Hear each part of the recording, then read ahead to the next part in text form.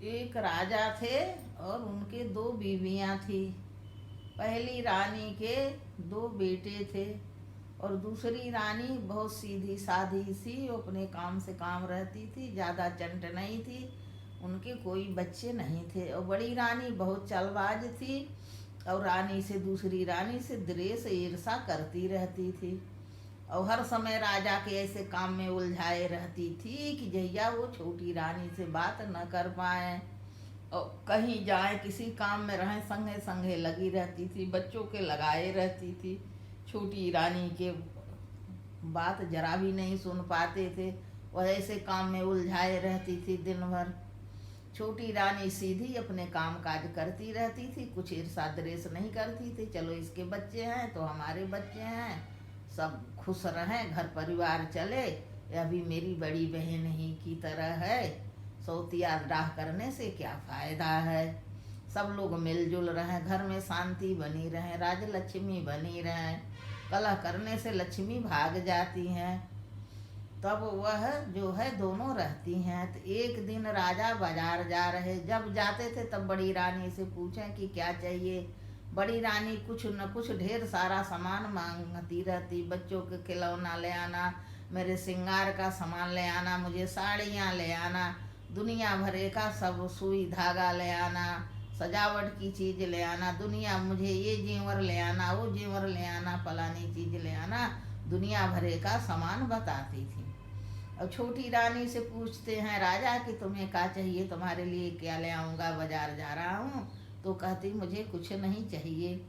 राजा मंत्री के साथ जाते हैं और कहते हैं कि छोटी रानी कभी कुछ नहीं मांगती है और बड़ी रानी जो है जब आते हैं, जब दुनिया भरे की सामान बताती है, बाजार करते करते ही पूरा दिन खत्म हो जाता है। तो मंत्री कहता है कि महाराज एक बात कहूँ। कहते कहिए। कि छोटी रानी जब तुमसे कभी कुछ नहीं मांगती हैं तो आप, छोटी रानी पूजा पाठ बहुत करती हैं, तो आप उनके लिए एक गणेश जी की प्रतिमा ले चलिए, वो भी खुश हो जाएंगी।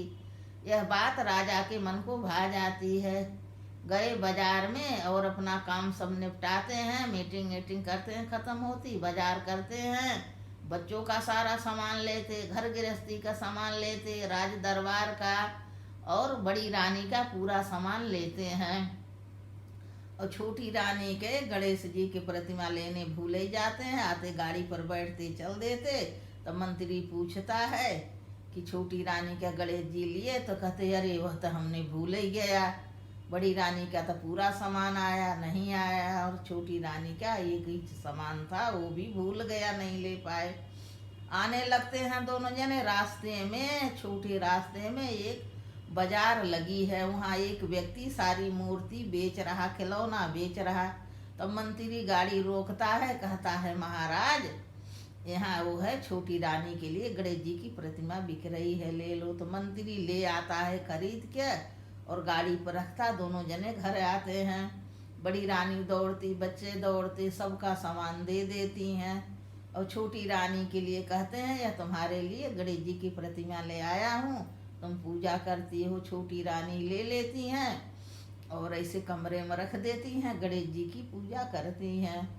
जिस दिन से गणेश जी घर में आते हैं, राजा धन धान से समृद्ध हो जाते हैं और सभी उनका कलेश धीरे धीरे धीरे धीरे समाप्त होने लगा। राजा संपन्नता की तरफ बढ़ने लगे।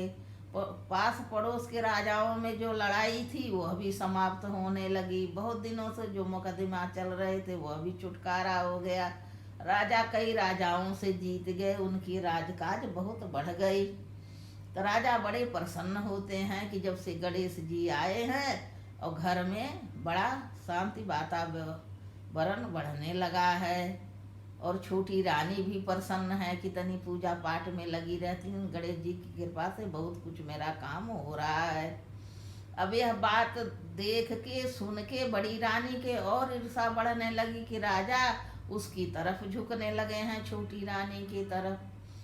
अब ऐसे कुछ दिन बीतते ही छोटी रानी गर्भ से हो गई जब गणेश जी घर में आए। अब बड़ी रानी को और चिंता बढ़ी कि हैं इसकी भी बेल बढ़ेगी, इसके भी संतान होगा। वह बड़ी रानी एक दिन अपनी दोनों दासियों को बुलाती हैं और उन्हें समझाती हैं कि गणेश जी की प्रतिमा तुम चुरा ले आओ। और दोनों दासियां जाती हैं छोटी रानी के कमरे में और गणेश जी की वह प्रतिमा उठा ले आती हैं। बड़ी रानी उसे लेके जाती हैं, महल के अंदर एक कुआं है, उसमें वह गणेश जी की प्रतिमा डाल देती हैं। अब रातों रात वह प्रतिमा कुएं में एक बहुत बड़ा पेड़ हो जाता है और उस पेड़ में एक फूल खिलता है, वह फूल सोने का है।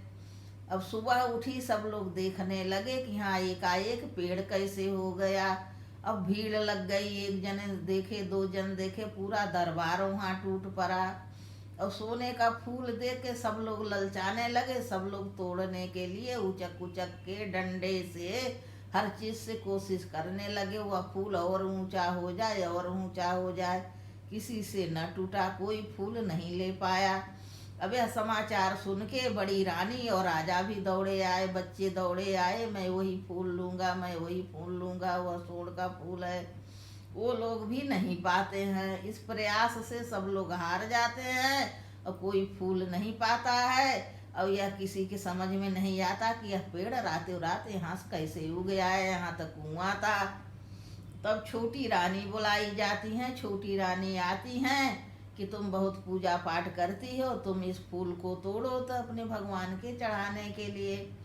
और हल्ला होता है कि गणेश जी चोरी हो गए हैं छोटी रानी के कमरे से। तो छोटी रानी अपना आंचल फैलाती हैं, फूल अपने आप टूट के रानी के आंचल में गिर जाता है।